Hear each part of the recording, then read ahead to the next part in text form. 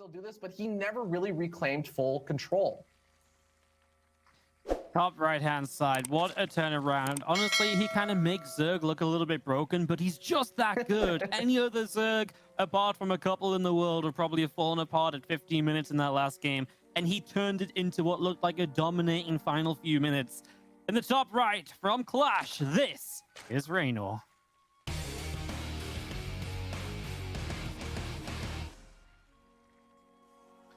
And down here at the bottom left-hand side of the map, the red Terran player who may not have won game one, but he definitely showed us he is in it in this series. It is Team Liquid's very own Clem.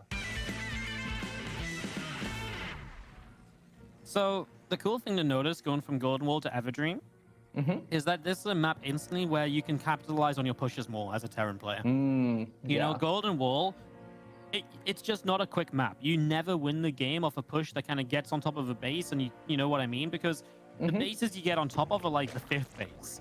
And so it's like you can deny the 5th base mine, but Reynor has other realistic options that are far away he can take, and he did that very well. So on Everdream, I feel like if Clem could, I don't think it's easy to get into a similar position because a lot of the position he got into was because of the map also, right?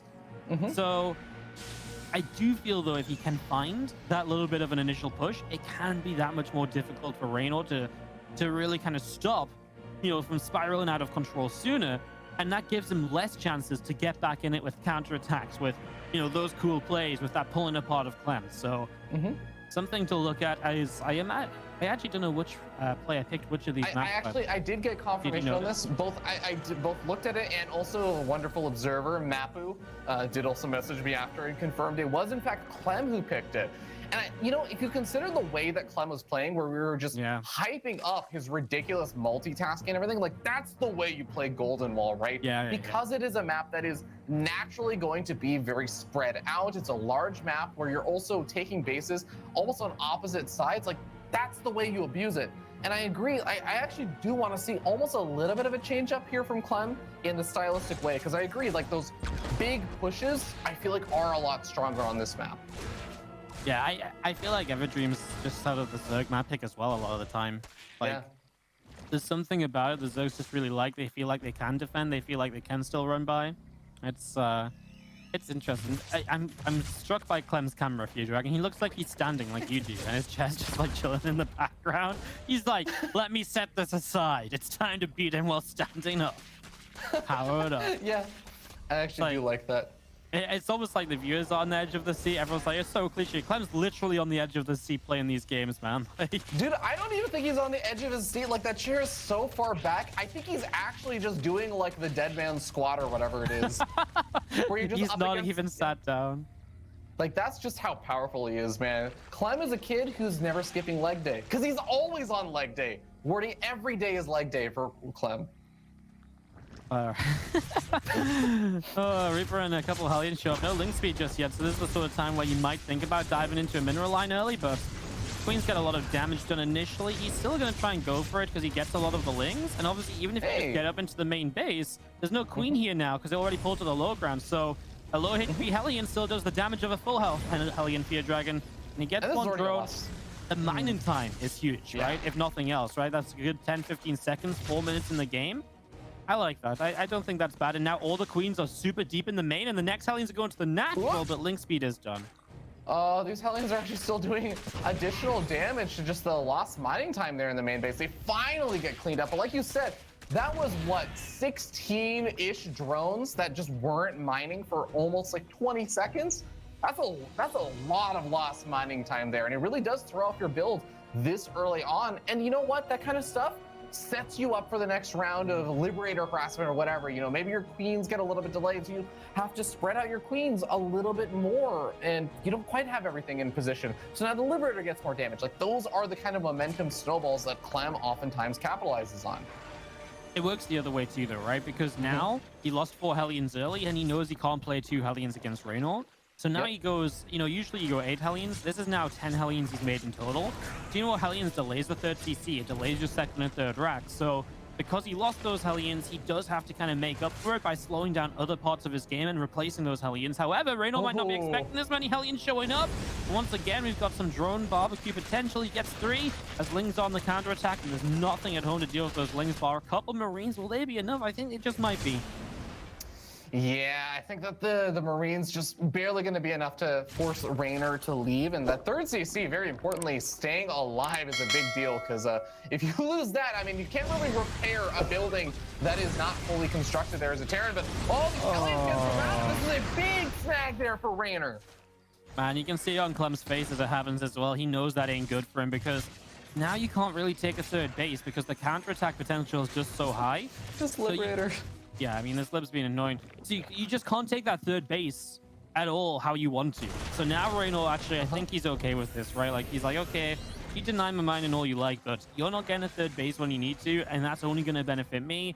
It's kind of a tough moment or two from Clem now, because he can't really move out. If he does, yeah, he's just going to get counted, and it's a tough spot. That's why the Hellions are so important early game. That's why he made a couple extra to make up for the early ones he dove by with. Yeah. This is a really quick side note, since we finally do have a lull in the action for a moment, but I have been thinking about that Liberator siege up in the corner and why Clem sieges up. I'm convinced that this might just be because in case he accidentally like has it hotkeyed with the rest of his army, or if he has like an emergency moment, he has to F2. I think it's so that he doesn't accidentally just pull the Liberator home and obviously block through a bunch of the queens and die, which I think is a cool little micro trick. 100%, that's what it is. I once said this on chat. I was like, oh guys, why would you siege the Liberator in the dead space? And Twitch chat was very quick to tell me that's exactly why. And how could I dare not know that, Fear Dragon? Well, you know what, Gordy? Don't worry. I did not know that, and it took me an entire day of processing from yesterday to today to think of that. No, it's a cool little thing where it's actually, it only really started like a couple of months ago, even, I think, but it was a very, it became a very widely used thing since then. And I mean, it's just players getting better with their Lib harass as well, right? They have it alive in like annoying spots more often, so they keep them there for longer than they used to. Anyway, isn't that cool? Yeah, 5 years into Starcraft, of like Liberators existing in the game, where we're like, oh, what about this trick that we never thought of 5 years in?